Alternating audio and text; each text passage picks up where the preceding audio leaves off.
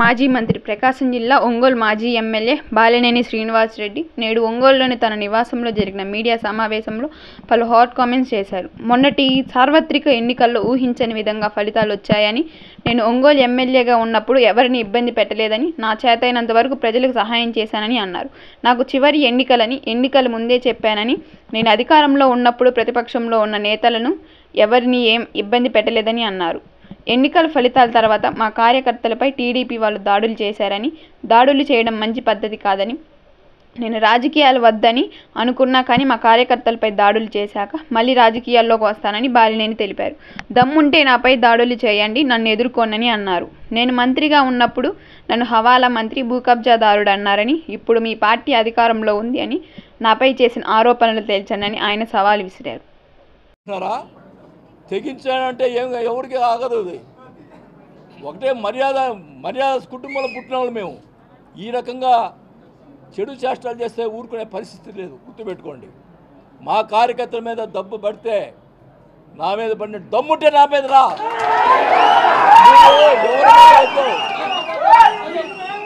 దమ్ము ఉంటే నా మీద రా. ఏందయ్యా ఇది నీచమైన సంస్కృతి.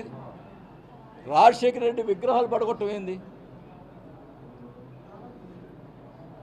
రాజశేఖర రెడ్డి గారు కానీ ఎన్టీ రామారావు కానీ ప్రజలకి సహాయం చేసినటువంటి వ్యక్తులు, వాళ్ళు ప్రజలకు మేలు చేసిన వ్యక్తులు. ఎవరికి అపకారం చేయలేదు, ప్రతిపక్షం వాళ్ళు కూడా అపకారం చేయలేదు, అందరికీ న్యాయం చేశారు. అలాంటి విగ్రహాలు పడగొట్టేది ఎవరి మీద? మా ఎమ్మెల్యేలు తప్పులు చేసింటే వాళ్ళ మీద కొట్టండి. చనిపోయిన రాజశేఖర విగ్రహాలు పడగొట్టేది ఏంది? మాకు చేత కాదు ఎన్టీ రామారావు విగ్రహాలు పడగొట్టేది దానికి. ఆయన మహానుభావుడు, అందరికి ప్రజలు సేవ చేశాడు, గౌరవం ఇచ్చాం. నేను ఎక్కడ పార్టీలో ఏ తప్పు జరిగినా కూడా నిలబెట్టి అడిగేవాడిని. నేను ఒంగోలులో 20,000 పట్టాలు యువపతిని పోటీ చేయనని చెప్పి గొడవ పెట్టుకున్నా. ఏదైనా కానీ తప్పు జరిగితే తప్పు అని చెప్పి మాట్లాడినటువంటి నేను. ఒకవేళ దాంట్లో మా పార్టీ వాళ్ళు కూడా నాకు అన్యాయం చేసి ఉన్నారు, అది నేను కూడా ఒప్పుకుంటున్నా. అది కూడా తొందరలోనే మొత్తం అన్నీ కూడా బయట పెడతా. ఎవడు తప్పు చేశాడు అన్నీ కూడా బయట పెడతాను, అది కూడా చెప్తా ఉన్నా. కానీ ఒకటే చెప్తా ఉన్నాం, నువ్వు అధికారంలో ఉన్నావు, భూ కబ్జాలు చేశావు, నీకు అది ఉంది ఈరోజు అధికారం, బయటపెట్టు. నేను భూ కబ్జా చేశానంటే బయటపెట్టు. ప్రజల్ని ఎంత అన్యాయం నమ్మించడానికి ఎంత ఇది చేసావు. మా అబ్బాయి నన్ను నమ్మరని చెప్పి మా అబ్బాయి మీద పెట్టి చెప్పు, మా అబ్బాయి మీద ఏం చేసావు. ఈశ్వర్ అనేవాడు తెలుసు అతనికి, మా అబ్బాయి దగ్గర ఉండేవాడు. అతను అదొక ఆ ల్యాండ్ కరెక్ట్గా నాకు ఐడియా కూడా, ఆ ల్యాండ్ కూడా భూ కబ్జా చేశాడంటే మా అబ్బాయి గోడ కూడా ఇచ్చాడు. అది ఆ ఈశ్వరుని అడగండి, అవతల పార్టీ ఈశ్వరు అనేవాడు ఆ పార్టీలోనే ఉన్నాడు. ఏంది ఇది? ఈ దుర్మార్గం ఏంది? నువ్వు మా మీద బురద చెల్లినటువంటి వాళ్ళందరూ కూడా మా పార్టీలో వాళ్ళ పార్టీలో తీసుకున్నాడు అంటే ఏంటి నీ ఉద్దేశం?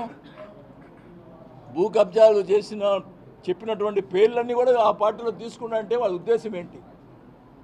ఈరోజు చెప్తా ఉన్నా, నాకు తెలుస్తూ ఉంది. నేను 25 సంవత్సరాలు ఉన్నాను ఈ రాజకీయంలో ఎమ్మెల్యేగా.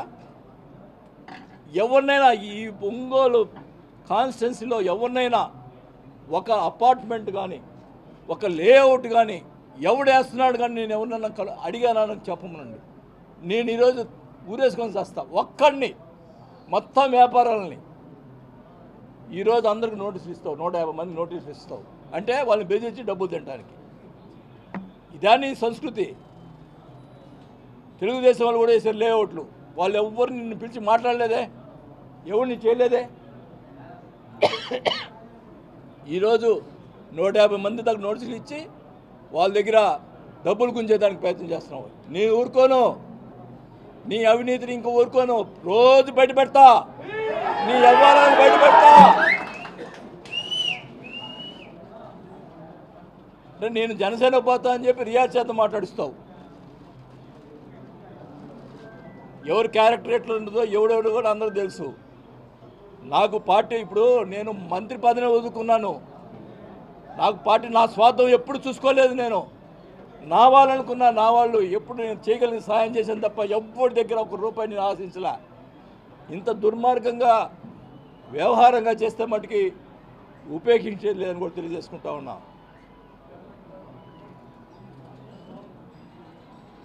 మీరు ఏం చేస్తారు? ఎందుకు నోటీస్ ఇచ్చారు? వాళ్ళు డబ్బులు ఎందుకు వసూలు చేస్తారు? అధికారులు ఫోన్ చేసి చెప్తున్నారు, ఏం సార్ ఇది, మీరున్నప్పుడు ఒక్కరు కూడా మాట్లాడారు, ఫోన్ చేసి బెదిరిస్తున్నారంట. ఒక మైనింగ్ అధికారిని బెదిరిస్తాడు ఒక ఆయన, చోటా నాయకులు. ఈ బెదిరింపులు ఏందో, ఈ అధికారులు ఏందో. కానీ పాపం ఎంప్లాయీస్ కూడా పాపం ఓట్లు వేశారు కదా, వాళ్ళకి జరగాలి కదా అట్లా. మరి మేము ఏం చేసామో వాళ్ళు ఏం చేస్తున్నారో అర్థమవుతుంది ఇప్పుడు. కానీ ఒకటే చెప్తున్నా, నీకు అధికారం ఇచ్చారు, మేము చేయగలిగిన పనులు చేశాం. మంచినీటికి సంబంధించి 339 కోట్లు తీసుకొచ్చాం, అంతా రెడీ అయింది, టెండర్ అయింది. దాని నుంచి ఇవయ్యా మంచినీళ్ళు ఇప్పించవయ్యా జనాలకి, ఇచ్చి నీ పని చెయ్యి. వాడిని కొట్టు, వీడిని కొట్టిన తర్వాత ఏమన్నా అడిగితే నాకేం తెలియదు. ఏంది ఇది? మనుషులు కొట్టేది ఏంది? ఏముంది?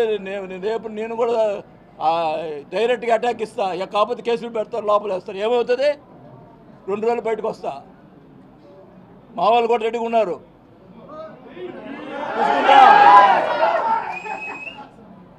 బోర్డులు పెట్టిస్తావా పారిపోయాడని? ఏందా పారిపోయేది? సిగ్గుండాలా?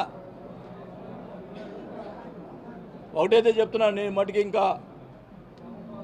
నాకు ఇంకా 1-2 నెలలు నా పనులు నేను చూసుకుంటా. ఎందుకంటే ఎలక్షన్లో నాకు కొన్ని అప్పులైనాయి, అవి తీర్చుకోవాలా. నీలాగా అప్పులు ఎగ్గొట్టేవాడిని కాదు నేను, వాళ్ళు బెదిరించేవాడిని కాదు. వాళ్ళకి నెల రోజులు అన్నీ ఎవరైతే నేను అప్పులు చేస్తున్నానో వాళ్ళందరికీ డబ్బులు ఇచ్చేసి ప్రశాంతంగా వచ్చి ఒంగోలులో కూర్చొని నా కార్యక్రమం, నా మనుషులకి, నా వాళ్ళకి అందరు కూడా నేను న్యాయం చేసేదానికే ప్రయత్నం చేస్తాను తప్ప నేను పారిపోను. నేను ఎలక్షన్ రాజకీయాలు వద్దనుకున్నా, కానీ ఈరోజు ఖచ్చితంగా ఉంటా. రేపు ఎలక్షన్స్లో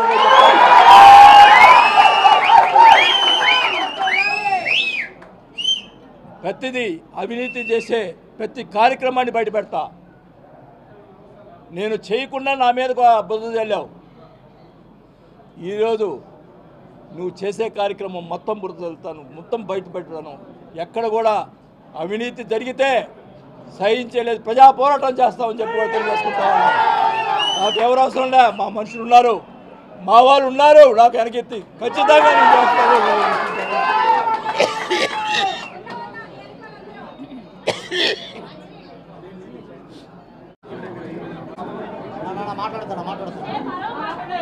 ప్రకాశం జిల్లా గొడ్డు బాలేదు. ప్రకాశం జిల్లాలో నాయకులు ఎవరు లేరా? ప్రకాశం గొడ్డు పోయిందా? పోలేదు కదా.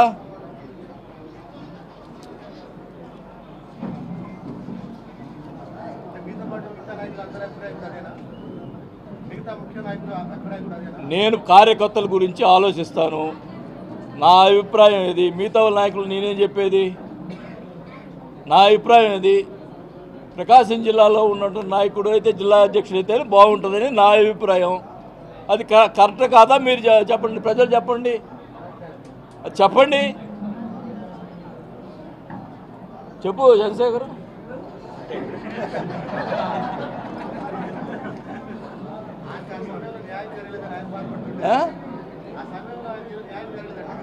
ఎవరికి?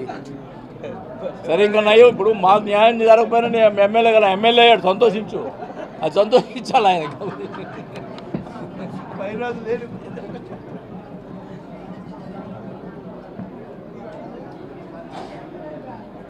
ఏంది నేను చెప్పిన దాంట్లో ఏం తప్పేమైనా ఉందా? చెప్పండి అయ్యా. మీరు ఆ రోజు వాళ్ళందరూ ఈ భూ కబ్జాలు అన్నారు కదా, అదే తేల్చమనండి.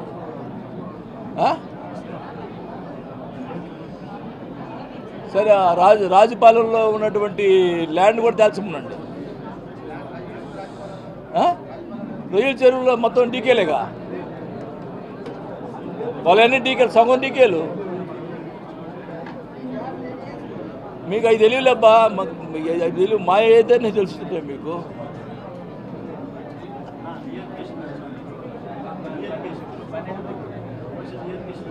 పెట్టాము, ఏది ఇంతమందిగా డేట్ ఇవ్వలేదు వాళ్ళు. అక్కడ కూడా ఏం జరుగుతున్నాయో మాకు అర్థం కావట్లేదు. డబ్బులు కట్టించుకున్నారు, ఇంత మటుకు వెళ్ళి డేట్ ఇలా.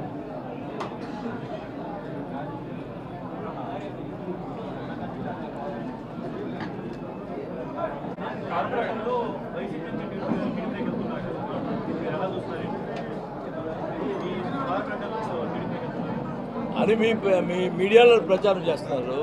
వాళ్ళేం చెప్పారా? అప్పుడు ఎలక్షన్ ముందరే మారారు.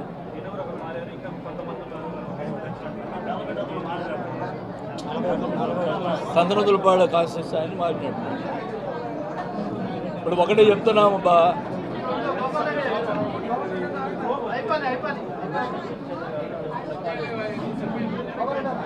ఒకటి చెప్తా ఉన్నాం, మమ్మల్ని నన్ను నమ్ముకున్న వాళ్ళే నా మనుషులు, వాళ్ళు ఎవరు నమ్ముకుంటే వాళ్ళకి న్యాయం చేసేదానికి నేను చేస్తాను. ఇప్పుడు ఈ ఎట్లుందంటే రోజుకి నేను కాపలా కాలేను కదా, ఎవ్వరు పారు ఉంటారు, ఖచ్చితంగా మేయర్ ఉంటుంది.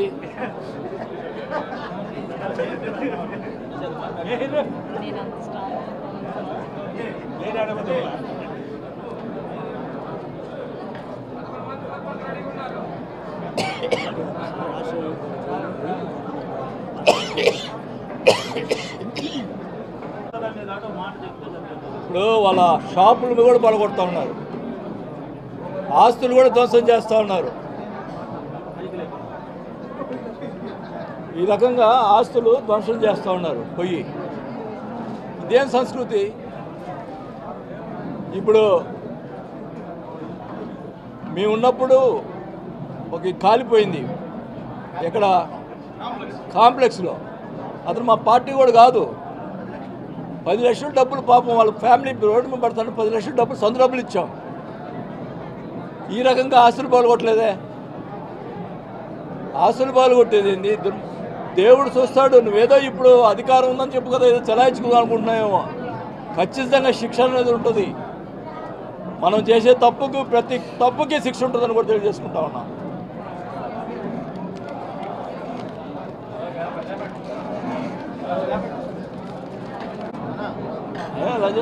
వాడేపించింది వీడియో.